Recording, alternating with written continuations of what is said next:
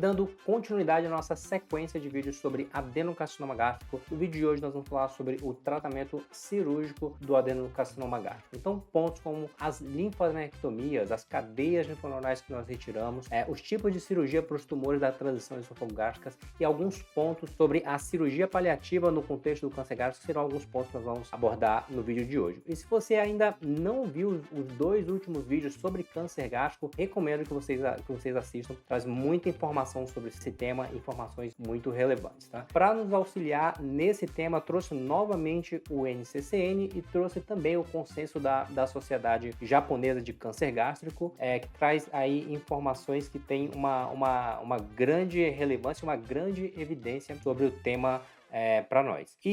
Então, começando aqui o NCCN, o NCCN ele traz que a ressecção com margens negativa é considerada o tratamento padrão para o câncer gástrico e que o tipo de ressecção e principalmente a extensão das linfadenectomias ainda são temas controversos na literatura. Então, uma coisa que até chama muito a nossa atenção é sobre a linfadenectomia. Adiantando um pouco aqui esse tema, né? Então, nós não temos uma grande evidência mostrando que aqueles pacientes que são submetidos a uma linfadenectomia AD2 têm uma melhoria na sua sobrevida global do que aqueles pacientes que são submetidos somente à linfadenectomia AD1. E começando então aqui sobre os princípios de cirurgia. Esse ponto aqui nós já falamos no vídeo anterior sobre estadiamento do câncer gástrico. Então a tomografia de tórax, abdômen e pelve com ou sem ecoendoscopia ela precisa ser realizada antes da cirurgia para nós avaliarmos a extensão da doença e o grau de envolvimento linfonodal. E o objetivo do tratamento cirúrgico é uma ressecção com margens AR0, com margens negativa. E somente 50% dos pacientes irão ter aí a ressecção AR0 do tumor primário, né? Um dado até que chama a atenção, que é um dado até bastante alto. As gastrectomias subtotais são os procedimentos cirúrgicos preferíveis para os pacientes com os tumores distais e aqueles pacientes que são submetidos à gastrectomia proximal. Isso daqui é um ponto, daqui a pouco a gente vai falar o que é essa gastrectomia proximal. E os pacientes que são submetidos a gastrectomias totais, esses pacientes tipicamente eles têm um prejuízo nutricional no pós-operatório. Então, pelo menos no serviço que eu trabalho, é rotina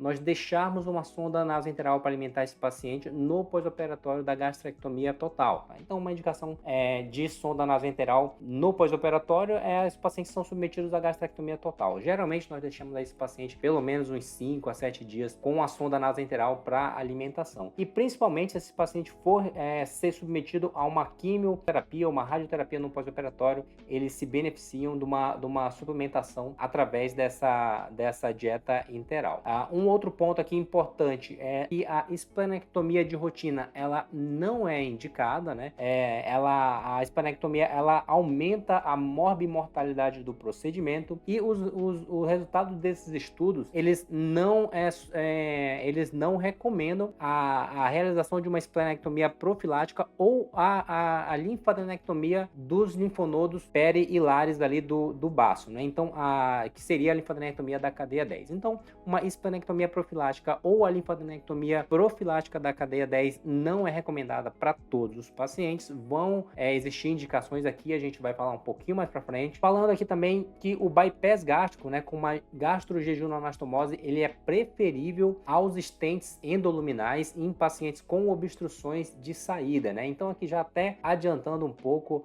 a parte da cirurgia paliativa para o câncer gástrico. Então, aqueles pacientes com obstruções distais, é preferível que a gente faça uma gastroentero, anastomose, para ele voltar a se alimentar pela via oral, do que um stent endoluminal, né? Um procedimento endoscópico que a gente poderia fazer, né? Isso se o paciente tiver o mínimo de status performance e um prognóstico razoável, né? Aí sim a gente pode propor a cirurgia de derivação, aí um bypass gástrico para esses pacientes, ao invés de uma prótese de um stent endoluminal.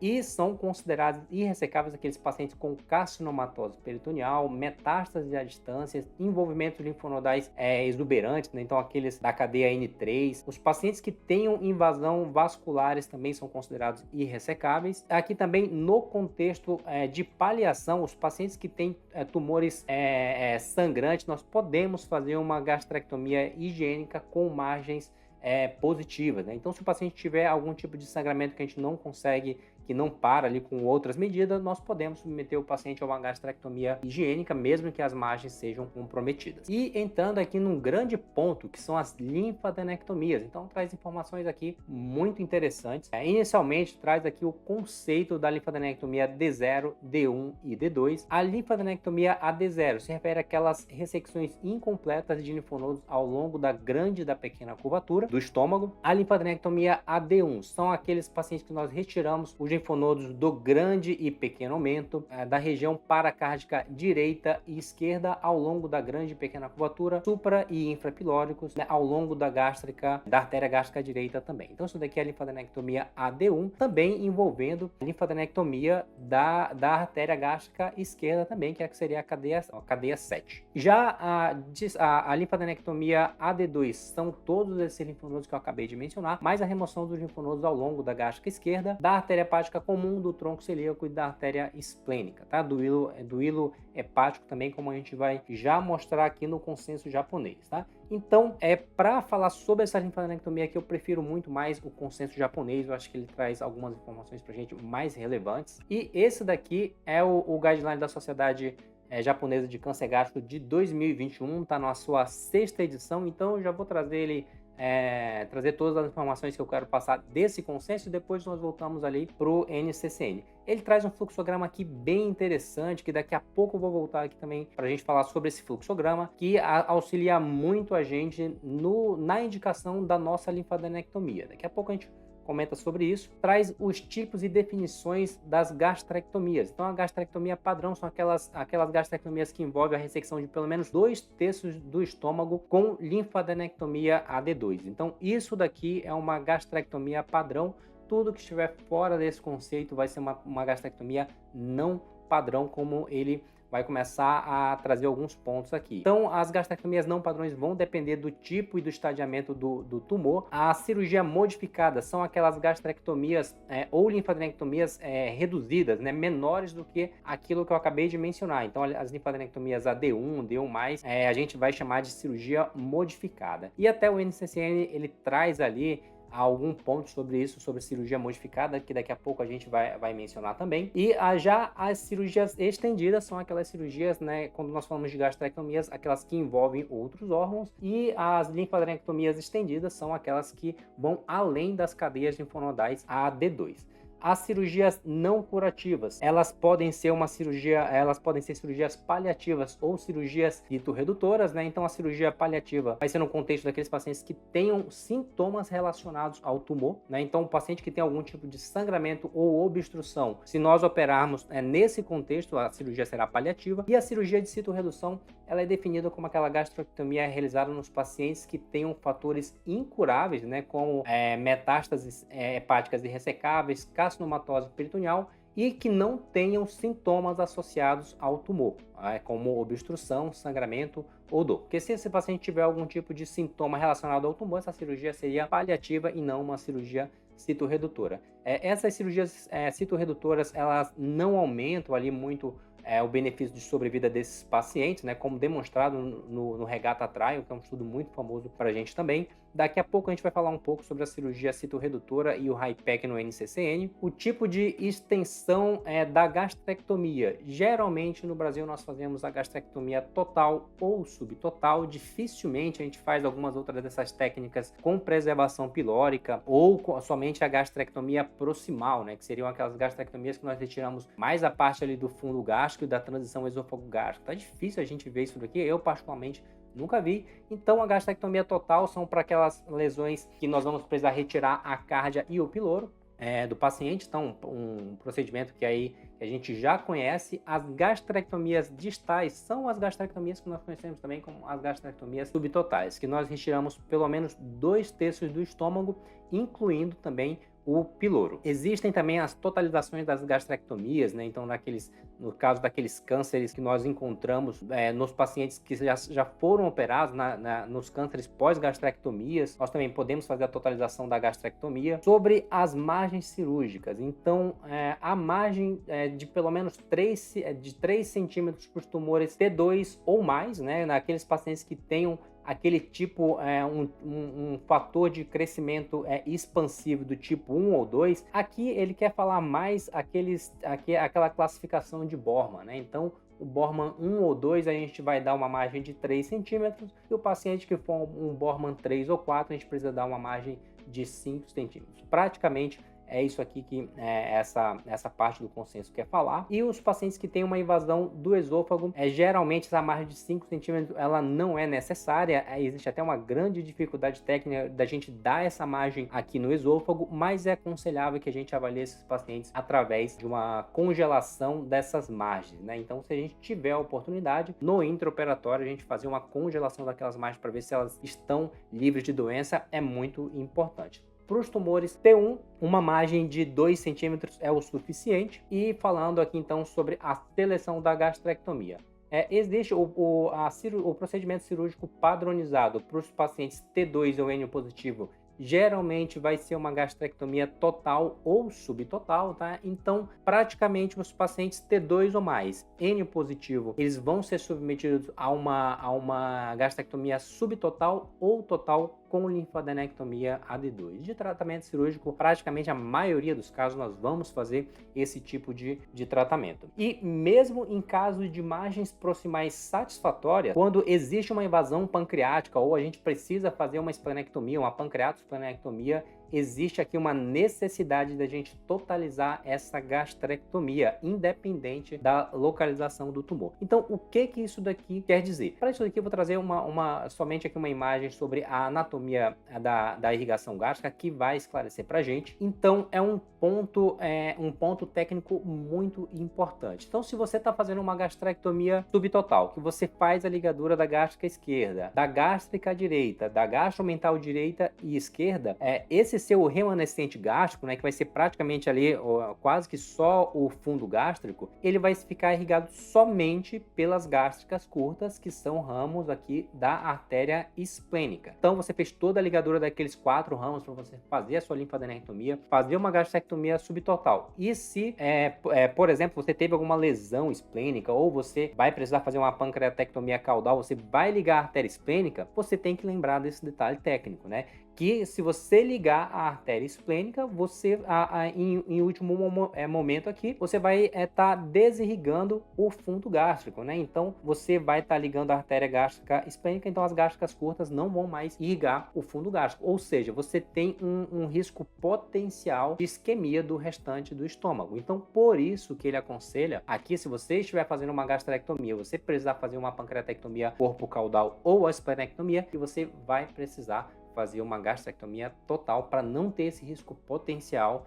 de isquemia do fundo gástrico. E a gastrectomia total com esplenectomia, ela pode ser considerada para aqueles tumores que estão localizados ao longo da grande curvatura, né? Principalmente se tiver alguma invasão do hilo esplênico, mas geralmente os tumores que estão na grande curvatura mais proximais, geralmente a gente pode fazer uma esplenectomia para tentar também fazer a linfadenectomia da cadeia 10. Talvez essa aqui seja a grande indicação de esplenectomia nesse contexto das gastrectomias por câncer gástrico. Os tumores T1, N0, a gente vai falar daqui a pouquinho, a gente pode fazer algumas gastrectomias mais econômicas, tá? E as linfadenectomias também, geralmente vai ser uma linfadenectomia AD1 ou AD1+, como a gente vai falar agora. Sobre a extensão das linfadenectomias, como eu já falei, geralmente os pacientes têm indicação ali da linfadenectomia a D2 e sempre a gente precisa descrever na nossa cirurgia, se a gente ressecar alguns linfonodos de cadeias que não são habituais, a gente precisa colocar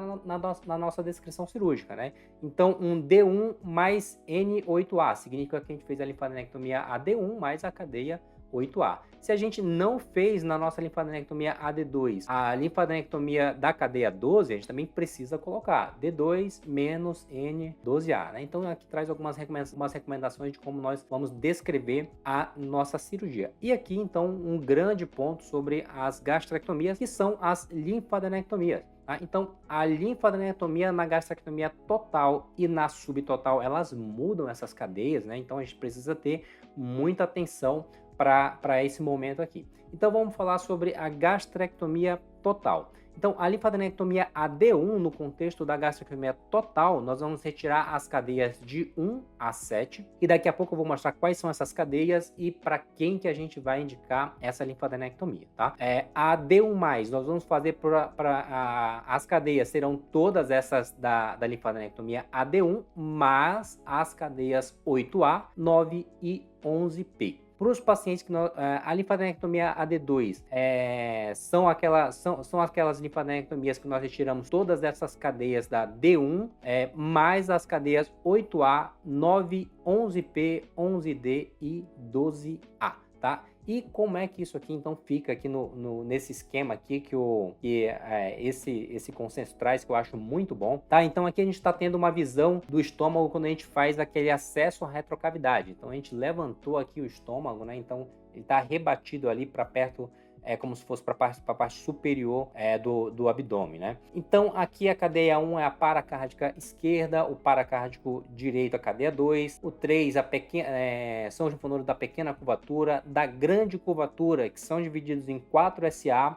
4SB, 4D, a suprapilórica e infrapilórica, e a cadeia 7, que é a da gástrica esquerda. Então, todos esses que estão aqui em azul são as linfadenectomias AD1. Quando eu falo AD1+, eu vou adicionar o 8A, que está aqui em laranja, né? Então, que é o 8A da hepática comum, 9 do tronco celíaco e 11P, que é proximal à artéria esplênica. A gente fala, então, que esse 11P, se a gente dissecar ali até 4 centímetros proximais da artéria esplênica, a gente conseguiu fazer uma linfadenectomia da cadeia 11P. Se o paciente necessitar da linfadenectomia AD2, nós vamos adicionar esses que estão em vermelho, tá? Que é a 12A do hilo hepático, 12A anteriormente ao hilo hepático, e 11D, que é distalmente à artéria esplênica. E vejo que aqui a gente não fala da cadeia 10, que seria a do hilo esplênico. Então isso daqui é uma linfadenectomia AD1, D1+, quando a gente engloba os laranja, e D2, quando a gente engloba todas essas cadeias que estão representadas aqui. Já para as gastrectomias distais ou subtotais, como nós falamos aqui mais no Brasil, né? Então, para as gastrectomias subtotais, existem algumas cadeias que não vão entrar, né? Então, a linfadenectomia AD1, nós vamos retirar o 1, o 2 não sai, né? O 3 vai sair, o 4SA já não sai, 4SB, 4D, 5, 6 e 7 vão todos sair na linfadenectomia. D1+, são todos esses que eu acabei de mencionar, com 8A e o 9. A linfadenectomia AD2 são todos esses que eu acabei de falar também, com o 8A, 9, 11P e o 12A. E mostrando aqui também, tem uma ilustração aqui muito boa, né? Mostrando novamente a linfadenectomia AD1 sempre em azul, a linfadenectomia AD2 são os azuis com esse laranja, e essa aqui é a D1+, e a D2 quando a gente engloba todos esses que estão representados, né, mais esses que estão aqui em vermelho. Então, a linfadenectomia AD1 é esse paracárdico esquerdo, não vai sair o 2, como eu falei, né, o 3, o 4SB, não sai o 4SA, 4D, 5, 6 e o 7. D1+, o 8 e o 9, e a linfadenectomia AD2 a gente não vai retirar aquele 11D, né? Na verdade, é o 11D. Vai sair o 11P e o 12A, tá? Então, basicamente, é isso aqui, as cadeias que nós vamos retirar nas nossas linfadenectomias que nós fazemos. Traz alguns pontos aqui, como a cadeia 110, né? A cadeia 110 é a cadeia ali do mediastino inferior, que nós vamos já falar aqui para os tumores da transição esôfago-gástrica. Então, a princípio, né, então todos os pacientes com um estadiamento T2 ou mais ou N positivo merecem uma linfadenectomia AD2, e os pacientes do T1N0, eles vão ou não tem indicação dessa linfadenectomia D1 ou D1+. Só vamos voltar aqui nesse fluxograma, que eu acho muito importante a gente falar alguns detalhes técnicos aqui sobre esse fluxograma da sociedade japonesa. No Japão, né, no Oriente, existem algumas indicações diferentes do que nós fazemos no Ocidente sobre a neoadjuvância. Então, como eu falei no vídeo anterior, aqui no Brasil, né, e pelo NCCN, todo paciente T2N positivo, ele ganha neoadjuvância e depois a gente opera esse paciente. Já no Oriente, não é bem assim, né? Então, alguns pacientes, eles não indicam a neoadjuvância e operam esses pacientes direto, né? Então, por exemplo, aqui no Brasil, se o paciente fosse um T3, ele iria para neoadjuvância. Já, né, esse consenso aqui, que é o consenso japonês, já no Japão, ele não vai para neoadjuvância. Tá? Então veja aqui, se ele for um T3N negativo, ele vai direto para gastrectomia com linfadenectomia AD2. Então, para a gente observar a questão de neoadjuvância, eu não aconselho que a gente utilize aqui esse consenso japonês, né? A gente precisa realmente utilizar o consenso americano, que é o NCCN. Então, se o paciente ele for T2 ou N positivo, então a gente vai ver mais essa questão das linfadenectomias. Se o paciente for T2 N positivo, ele vai cair aqui numa gastrectomia com linfadenectomia AD2. Então, isso daqui a gente utiliza mais para indicar a nossa linfadenectomia. E os pacientes T1, né? Então, aquele T1B que não sai na ressecção endoscópica, ele vai ganhar aquela linfadenectomia AD1+. Então, são indicações bem restritas dessa linfadenectomia AD1+, tá? E os T1A também a gente vai avaliar se esse paciente vai ou não preencher critério de ressecção endoscópica. Ele não preenchendo, ele pode ir para uma gastrectomia com linfadenectomia AD1+. Então, para a gente aqui, o que a gente utiliza é isso, que o paciente T2N positivo, ele necessita de uma linfadenectomia AD2. Alguns outros pontos sobre as linfadenectomias, então, já falei dessa linfadenectomia AD1, que o baço ele precisa ser preservado nas gastrectomias totais, a menos que exista alguma invasão ali da grande curvatura, como eu também já mencionei, e as linfadenectomias estendidas. Então, ainda necessitam evidências ali para a gente indicar algumas linfadenectomias mais estendidas, mas traz aqui alguns pontos que já são bem sedimentados para a gente. Então, a linfadenectomia da cadeia 10 pros cânceres proximais com invasão da grande curvatura, como eu já acabei de mencionar, e a gente sempre precisa, como eu também já mencionei, a gente precisa descrever que retiramos alguns linfonodos que não saem na nossa linfadenectomia padrão, né? Então aqui, se você realizar a linfadenectomia da cadeia 10, você vai colocar, você fez uma gastrectomia subtotal ou total, com reconstrução Y de rua ou AB2, mais linfadenectomia AD2, mais N10, né? Mais N10, mostrando que a gente retirou a cadeia 10. A dissecção da cadeia 14V, que é da veia mesentérica superior, a gente vai fazer para aqueles pacientes que tenham envolvimento da cadeia 6, né? Então, muitas das vezes a gente encontra esses linfonodos sobre ali a veia mesentérica superior, a gente precisa fazer, descrevendo também, e retiramos essa cadeia. A cadeia 13, que são os linfonodos na parte posterior da cabeça pancreática. Esses linfonodos, eles são considerados M1, tá? Mas quando a gente consegue retirar, a gente pode retirar também esses linfonodos da cadeia 13, posteriormente a cabeça pancreática, principalmente quando existe ali invasão do duodeno pela neoplasia gástrica. A dissecção da cadeia 16, que são da aorta abdominal. Geralmente a gente vai indicar para aqueles pacientes pós-neoadjuvância, né, que a gente consiga ver que existe esse envolvimento linfonodal, então a gente pode fazer a linfadenectomia da cadeia 16 e sempre descrevendo também, e vai entrar ali como uma linfadenectomia estendida. Falando aqui então para os tumores da transição esôfago-gástrica. Então, quando o centro do tumor está localizado ali dentro de 2 centímetros da junção esôfago-gástrica, não existe muito bem ali definido um tipo de cirurgia e o tipo de linfadenectomia para esses tumores. Então, existe aqui um estudo que vai ajudar muito a gente, que eu vou já mencionar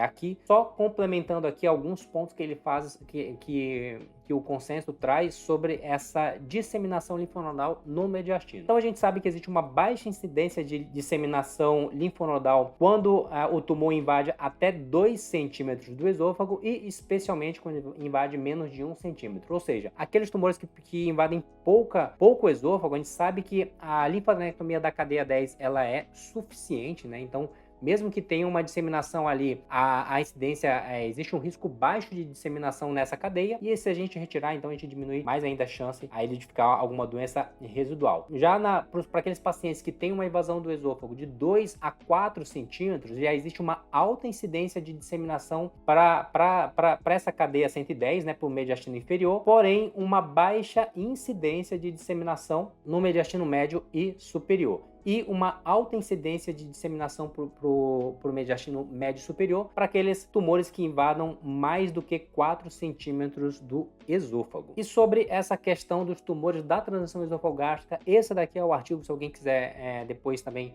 dar uma olhada nesse artigo, ele complementa muito bem aqui o procedimento que a gente vai fazer para os pacientes com os tumores nessa transição. Então, desse artigo aqui, eu vou trazer principalmente essa tabela aqui, que ela resume muito bem o tratamento que nós podemos fazer para os pacientes com os tumores de transição esofagástrica. Então, traz essa classificação de Siewert, que é uma classificação também já muito conhecida por nós cirurgiões, né? Então, Siewert 1 são aqueles tumores que invadem de 1 a 5 centímetros do esôfago distal, né? Acima da transição esofagástrica. O Siewert 2 é aqueles que invadem a 1 centímetro acima da transição e 2 centímetros abaixo, né? Que o centro do tumor esteja nessa topografia. O Siewert 3 são aqueles tumores que têm ali o seu centro pelo menos 2 centímetros além totalmente da transição esofagástrica e até 5 centímetros da transição esofagástrica. O Siewert 1 nós tratamos através das esofagectomias, então não existe muita dificuldade quanto a isso daqui. Já para o Siewert 2, se o paciente tiver uma invasão esofágica mais do que 3 centímetros, que é aquilo que eu estava falando sobre o risco de disseminação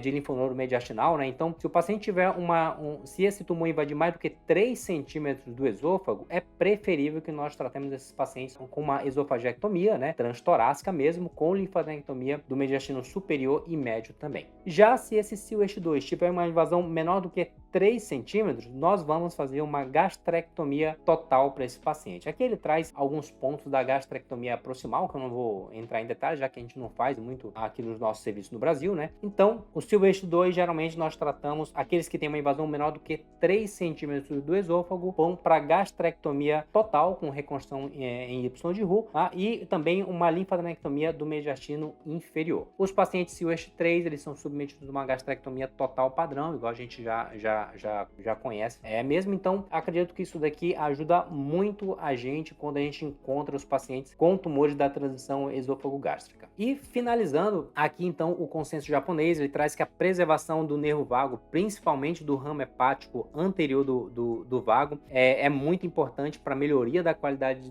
de vida do paciente pós-operatório. Isso diminui a incidência de colelitíase, o paciente perde menos peso, então é importante que a gente também faça a preservação do ramo hepático do nervo vago, tá?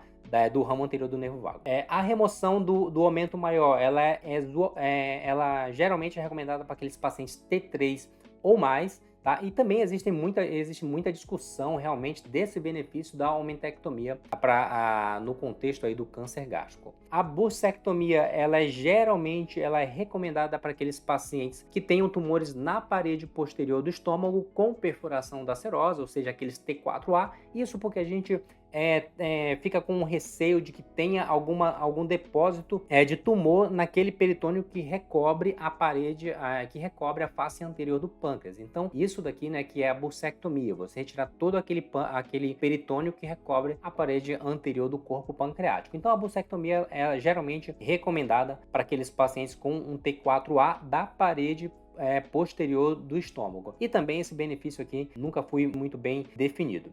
A abordagem transhiatal, né, ela é recomendada para aqueles cânceres gástricos que invadam até 3 centímetros, que são aqueles pacientes que a gente vai fazer a gastrectomia total, tá? E sobre o tipo de reconstrução também não tem muita novidade. Aqui, geralmente, quando a gente faz a gastrectomia total, a gente faz a reconstrução em Y de Roux, né, uma esôfago-jejunum anastomose, e nas gastrectomias subtotais nós vamos sempre preferir fazer Y de Roux, ou quando não for possível, a gente vai fazer uma reconstrução AB2, né, uma gastro-jejuno anastomose. E voltando então aqui pro NCCN, né, coloca que a dissecção, ela necessita, esses tipos de linfadenectomia, eles necessitam treinamento, né? Então os cirurgiões, eles precisam ter experiência que forem realizar esse tipo de cirurgia, e que a extensão da linfadenectomia ainda permanece, ao benefício na sobrevida ainda permanece incerto. Então ele traz aqui alguns estudos, mostra esse estudo aqui de 711 pacientes que foram submetidos à ressecção cirúrgica com a intenção curativa e que foram submetidos à linfadenectomia AD1 e D2, tá? A morbidade foi semelhante em ambos os grupos, a mortalidade também, e na sobrevida global desses pacientes não houve diferença, né? Então, igual esse estudo aqui, ele menciona aqui vários outros estudos também. E nesse mesmo estudo aqui, ele continua, né, numa mediana de 15 anos ali de segmento, e os pacientes, a recorrência foi similar, a recorrência regional também, morte relacionada ao câncer também foram similares em ambos os grupos, e a sobrevida global também foi de 21% e 29% respectivamente, então sem muitas diferenças aí de sobrevida mesmo, tá? Então a dissecção, a linfadenectomia AD2, ela é recomendada, porém não é um procedimento obrigatório no Ocidente, então o NCCN ele se posiciona dessa forma e traz, né, que existe uma tendência de melhoria de sobrevida nos pacientes que são submetidos à linfadenectomia AD1 ou D2 em centros de alto volume, né? Então realmente esses pacientes precisam ser operados por cirurgiões que tenham experiência em linfadenectomia. Traz alguns outros estudos também mostrando a sobrevida global em 5 anos sem diferença, e traz a questão da esplanectomia e pancreatectomia, que mesmo sendo amplamente utilizada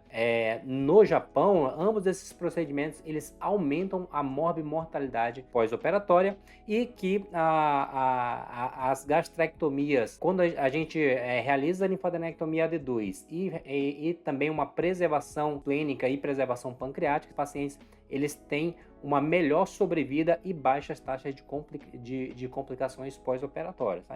Então ele traz aqui que algumas meta-análises elas confirmam essa melhoria de sobrevida nos pacientes que são submetidos à linfadenectomia D2 e não são submetidos à ressecção esplênica e pancreática. Então, para os tumores ressecáveis, o NCCN ele recomenda que esses pacientes sejam submetidos a gastrectomias com linfadenectomia AD1 ou D2 modificada, que são aquelas linfadenectomias não tão estendidas, né? Então, e com o objetivo de retirada de pelo menos 16 linfonodos. Que esses pacientes sejam operados em centros de referência, e que a esplenectomia e a pancreatectomia não são recomendadas de rotina, somente quando exista ali alguma evidência de comprometimento desses órgãos. A ressecção laparoscópica ela é uma abordagem que já foi também provada que ela pode ser utilizada para o tratamento do câncer gástrico, né? Traz aqui uma meta-análise de 9.337 pacientes, 5.000 submetidos ao grupo laparoscópico, 4.337 no grupo laparotômico, não havendo diferença em tempo operatório, em números de linfonodos retirados, mortalidade pós-operatória e sobrevida global. Então é seguro a gente indicar a gastrectomia laparoscópica se o cirurgião também tiver aí expertise nesse tipo de procedimento. Então, o resultado desses estudos, eles sugerem que a laparoscopia ela é um procedimento factível de ser realizado, né, e que o papel da abordagem laparoscópica no Ocidente necessita de mais estudos, de mais investigações, mas a gente sabe que não tem muito prejuízo para os pacientes que são submetidos à abordagem laparoscópica, desde que o cirurgião tenha treinamento para isso. Então, o NCCN ele recomenda que a abordagem seja realizada em pacientes selecionados por cirurgiões experientes em laparoscopia, e que a abordagem laparoscópica ela não é recomendada para aqueles pacientes T4B, né, ou seja, os pacientes que tenham invasão de órgãos adjacentes com linfonodomegalias mais volumosas. Também a gente acaba não indicando a abordagem laparoscópica. Falando aqui sobre o HIPEC, né, sobre a quimioterapia intraperitoneal hipertérmica, né, traz que esse é um procedimento que pode melhorar a sobrevida desses pacientes a longo prazo, tá? E que ainda existem necessidades de investigações adicionais para esse tipo de terapia, e que a cirurgia a citorredutora com o HIPEC tem ali ela é efetiva, porém os pacientes eles precisam ser muito bem selecionados, tá? Acaba que ele recomenda, na verdade, ele sugere aqui que os pacientes eles se beneficiam mais do HIPEC quando eles também são submetidos à cirurgia de citorredução, né? Então, nessa análise multivariada, achou que a adição do HIPEC à cirurgia de citorredução é um fator independente de melhoria de sobrevida. E o NCCN ele recomenda que o Hypex seja utilizado somente no contexto de ensaios clínicos em andamento. E finalizando aqui a parte de cuidados paliativos, praticamente já falei ali as nossas condutas, né? Então, no sangramento, no tumor sangrante ali, a terapia endoscópica ela tem uma baixa eficácia, uma alta taxa de recidiva do sangramento, então geralmente a gente vai abordar esses pacientes que tenham um sangramento do tumor com técnicas de angioembolização ou radioterapia hemostática, e se os pacientes não tiverem sucesso com esses tratamentos, a gente pode também submeter a uma gastrectomia higiênica. Já para os pacientes com obstrução, né, o objetivo principal é que esses pacientes possam voltar a alimentar pela via oral, e existem vários tipos de tratamento também. Como eu já mencionei, né, o tratamento cirúrgico ele é preferível ao tratamento endoscópico quando os pacientes têm um bom status e têm uma sobrevida razoável, tem um prognóstico razoável de expectativa de vida. Quando a obstrução ela não pode ser aliviada, né, então o objetivo principal ali, às vezes, de reduzir os vômitos do paciente, a gente pode tentar uma gastrostomia descompressiva e fazer ali uma jejunostomia para o paciente se alimentar. Então são algumas estratégias paliativas que a gente pode propor para os nossos pacientes. Já praticamente falei ali no começo, e o NCCN ele tem guidelines específicos para dor e para náuseas e vômitos, né? Então quem quiser também acessar é gratuito aí no site do NCCN. Bom, então fico por aqui sobre esse vídeo sobre estratégia cirúrgica para o câncer gástrico. Então, se você gostou, não deixa de se inscrever no canal, e logo mais devo estar trazendo também outros vídeos também sobre câncer gástrico que porventura possa ser relevante para o nosso dia a dia. Então, muito obrigado e até o próximo vídeo.